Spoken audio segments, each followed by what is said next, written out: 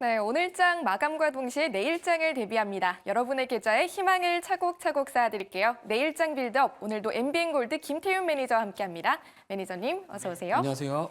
네, 매니저님 반갑습니다. 자, 저희 매니저님께서 담아주셨던 희망주들 진짜 말 그대로 계좌의 희망이 되어드리고 있어요. 저희가 오늘도 수익률 표로 준비했으니까요. 바로 만나보도록 할게요.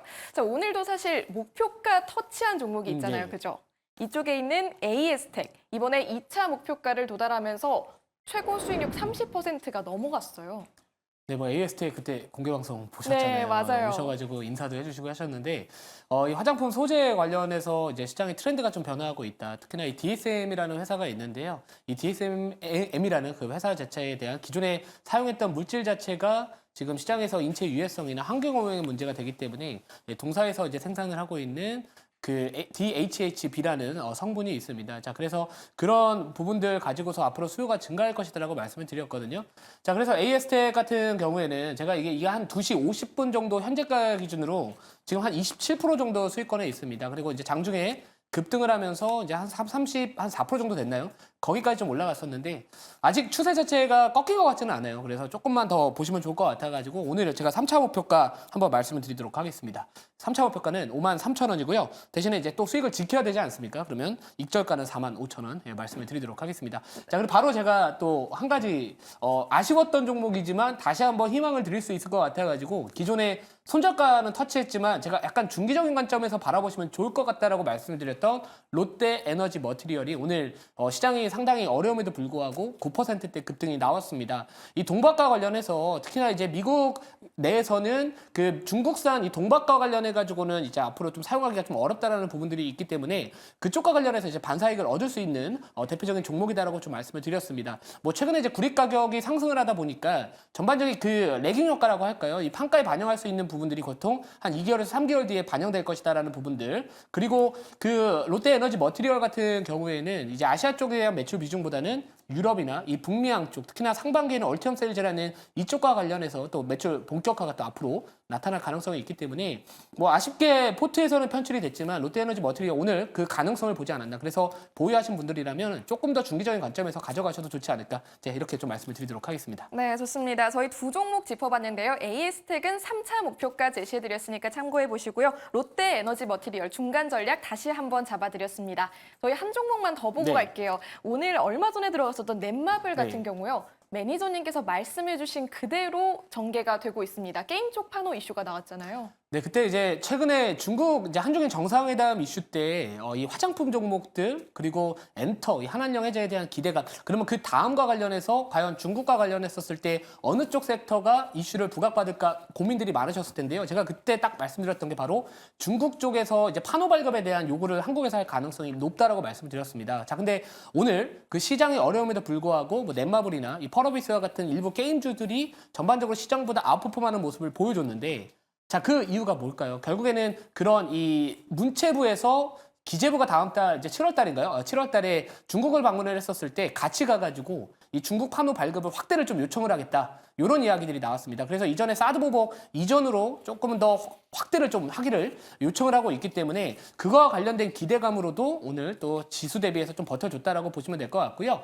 뭐 넷마블 같은 경우에는 나 혼자만 레벨업 관련해가지고도 계속해서 좀 이슈가 긍정적으로 반영될 수 있고 오늘 또 신작에 대한 또 출시 또 공개 그 기대감도 같이 있었기 때문에 뭐 아직 추세는 이탈하지 않았습니다. 그래서 뭐 지금 매수가보다 약간 아래에 있는 가격대지만 조금 더 끌고 가시면서 1차 목표가 도달하는지 한번 지켜보시면 좋겠다 이렇게 말씀을 드리도록 하겠습니다. 네, 중간 점검 해드렸으니까요. 참고해 보시길 바랍니다. 자, 저희가 이렇게 여태까지 빌드업 희망주들 담았던 모습들 확인을 해봤고요. 오늘도 여러분의 계좌에 희망을 쌓아드리기 위해 빌드업 희망주 찾아보도록 하겠습니다. 먼저 시장 재료들부터 만나볼게요.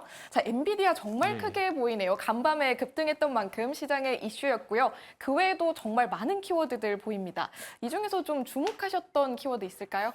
제가 오늘 시장에서 엔비디아가 있잖아요. 근데 제가 이 엔비디아에서 한 가지 좀 그냥 웃자고 말씀을 좀 드리면은 그 엔비가 영어로 부럽다잖아요.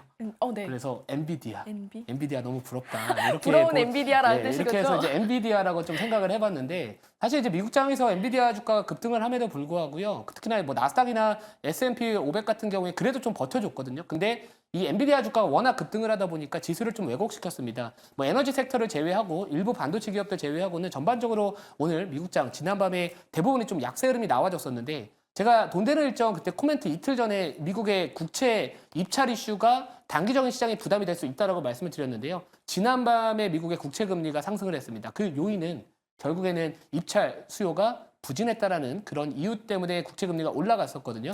국채 금리가 올라간다라는 부분들과 자 근데 오늘 우리나라 증시 같은 경우는 이제 삼성전자 파업 이슈도 있었고요. 뭐 노조에서 처음으로 이제 뭐 파업 관련된 이야기가 나왔고 그리고 전반적으로 약간 아직은 시장에 대한 이런 외국인들의 매수세가 좀 지속성을 좀 최근에 보여주지 못하고 있습니다. 그런 부분들 때문에 뭐 개별 종목 장세가 오늘도 다시 한번 좀 강하게 나타나지 않았나. 특히나 뭐 이 HVAC라는 또 냉난방 공조 쪽 관련해서 뭐 최근에 LG전자뿐만 아니라 뭐 삼성에서도 이쪽과 관련된 사업을 앞으로 본격화하겠다. 이런 부분들 때문에 오늘 뭐 이삭 엔지니어링, 신성희 엔지, 뭐 유니셈 이런 칠러 뭐 관련된 종목들이나 이런 종목들이 좀 올라갔었는데요. 결국에 시장 자체는 개별 종목에서 그냥 방망이 짧게 잡고 치고 빠지고 치고 파고 사고 팔고 이런 전략이 지금은 맞지 않을까 이렇게 보고 있습니다. 네, 좋습니다. 간단하게 시장 이야기 들어봤고요. 자, 그럼 이 재료들 중에서 오늘도 세 가지 재료 뽑아서 빌드업 해보겠습니다. 먼저 수식 시나리오부터 만나보도록 할게요. 오늘은 마지막 세 번째 재료 앞에 마이너스가 붙어 있네요. 그렇게 크게 우려되는 재료가 아니기를 바라면서 첫 번째 재료 바로 만나보겠습니다.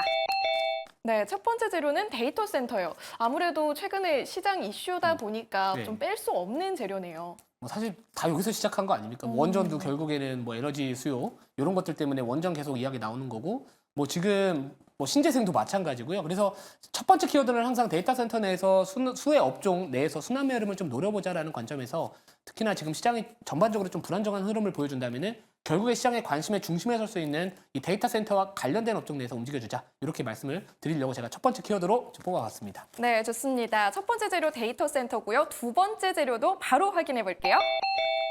두 번째 재료도 연관이 있네요. SOFC 가지고 와 주셨습니다. 네, 고체 산업을 연료 전지고요. 뭐 최근에 이제 신재생 쪽 에너지 쪽으로는 좀 부족하다라고 하면서 대안으로 이제 고체 산업을 연료 전지 쪽 수소 쪽 관련된 또 종목들 테마가 하나가 최근에 한번 핫하게 한번 형성이 됐었잖아요. 그러다 오늘은 약간 HVAC라는 냉난방 공조 쪽 관련된 새로운 테마에 밀리는 모습을 좀 보여줬지만 최근에 근데 제가 봤을 때 SOFC 관련해서는 아직까지 좀 시세가 살아있지 않을까. 그래서 최근 한번 파동을 만들고요. 지금 눌렸다가 오늘 양봉 나온 종목들이 생각보다 많습니다. 특히나 한선 엔지니어링 같은 경우에도 지금 단일가 매매가 거래가 되고 있는 상황이지만 계속해서 고점을 높여가고 있는 상황이기 때문에 그 후속주 좀 따라가는 종목이 하나가 있거든요. 그 가격의 흐름을. 그래서 오늘은 그 기업에 대해서 잠시 뒤에 좀 말씀을 드리도록 하겠습니다. 네, 점점 기대가 되네요. 그럼 바로 세 번째 재료도 만나보도록 할게요.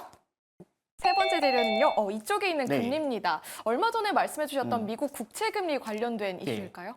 우선 금리가 또 다시 또 미국이 올라가고 있잖아요. 자, 그러면 그럴 때는 금리가 올라가고 있다면 결국에는 지수하고 연동되는 업종군들이나 종목군들보다는 약간 좀 지수와 무관하게 움직일 만한 시장에서 재료가 있거나 아니면 단기적인 모멘텀이 좀 확실한 종목들이 전반적으로 수급이 집중될 가능성이 높고요. 만약 금리가 지금 예를 들어서 국채 수요가 그러니까 국채 입찰 수요 자체가 좀 호조세를 보여줬다면은 금리가 꺾일 겁니다. 그러면 뭐 반도체나 뭐 바이오나 이쪽에 대해서 좀 끌고 가는 전략이 맞겠지만 저희가 매일 방송에서 제가 한 종목씩 갖고 와야 되거든요. 그러면 지금 상황에서는 금리가 아무튼 간에 올라가고 있는 상황이라면 다시 한번 이 개별 종목 장세에서 최근 핫했던 SOFC 관련해가지고 다시 한번 공략을 해보면 어떨까라는 관점에서 금리는 약간은 좀 단기적으로 오늘 관점에서는 부정적이다. 이렇게 말씀을 드리도록 하겠습니다. 네, 좋습니다. 금리 마이너스 뒤에 붙여서 그 이유까지 함께 설명을 해주셨고요. 자, 그럼 오늘의 빌드업 희망주 찾아보도록 하겠습니다. 어떤 종목인가요? 네, 종목명 뭐 최근에 좀 핫했던 종목이에요. SK 이터닉스, SK 이터닉스라는 기업입니다.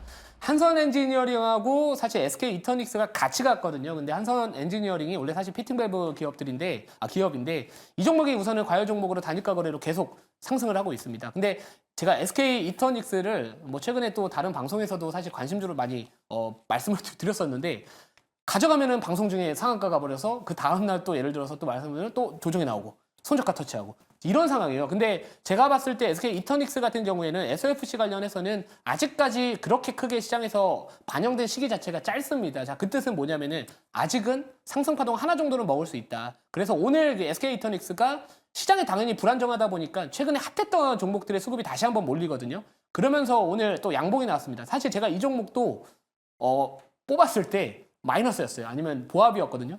그래서 또 다시 한번 또 한 3% 정도? 4% 정도 왔다 갔다 하고 있던 상황에서 제가 방송을 들어왔었는데 이 종목은 우선은 만약에 내일 시가가 뜨지 않는다면 시초가 매수가 사실 맞습니다. 그래서 만약에 너무 뜨게 된다면 좀 분할로 관점으로 들어가는 게 맞다라고 좀 말씀을 드리고 싶고요. 뭐 당연히 뭐 SFC 관련된 종목으로 봤던 거는 맞고 그 미국 ESS 쪽 사업과 관련해서도 앞으로 사업을 영위할 계획을 갖고 있습니다. 뭐 미국 내에서 지금 ESS 시장의 성장이 계속해서 앞으로 확대될 것으로 보여지고 있고 또 최근에 제가 서진 시스템 말씀을 드려서 뭐 2차 목표가 30% 이상의 수익을 드렸습니다. SK 이터닉스도 충분히 끼가 있는 기업이고요. ESS 쪽도 추후에 또 사업에 대한 진행 여부가 있는 만큼 가능성이 있는 만큼 SOFC와 같이 한번 보시면 좋지 않을까 이렇게 말씀을 드리고요. 자, 매수가 아까 말씀드렸던 부분들 우선 시초가 매수를 하나 너무 갭뜨면 분할로 가자 이렇게 말씀을 드리고 목표가는 31,500원 그리고 손절가는 25,000원 말씀을 드리도록 하겠습니다. 네, 좋습니다. 가격 라인까지 제시해드렸으니까 참고해 보시길 바랄게요. 자, 오늘도 무료 방송 해주시잖아요. 어떤 이야기 들려주시나요? 시장이 불안정하면은 결국에는 전략이 되게 중요합니다. 방망이를 길게 잡아야 할 시장이 있고요. 짧게 잡아야 할 시장이 있거든요. 자, 오늘은 제가 당분간 방망이를 짧게 잡으면서 수익을 사고 팔 수 있는 그런 관심주들 많이 말씀을 드릴 거고 저하고 또 함께 하시는 분들 시장 힘들잖아요. 그래도 5월달 들어서 거의 매일 수익 실현 후기가 올라오고 있습니다. 오늘도 마녀공장을 저점에서 사가지고 또 하루 만에 당일로 5% 수익을 챙겨내면서 보유하고 있는 종목들이 조정이 나왔을 때는 신규 종목으로 방망이 짧게 잡으면서 기존에 발생할 수 있는 손실 자체를 최소화시켜야 됩니다. 그리고 나서 그 다음에 반등이 나왔을 때 기존 종목이 올라와 주면서 계좌가 올라가는 거거든요. 그거와 관련된 투자 팁까지도 오늘 공개 방송에서 말씀을 드릴 테니까 많은 시청 부탁드리도록 하겠습니다. 네, 좋습니다. 김태윤 매니저의 너튜브 방송 기대해 주시길 바라고요. 저희는 오늘 여기서 인사드리도록 할게요. 김태윤 매니저님 고맙습니다.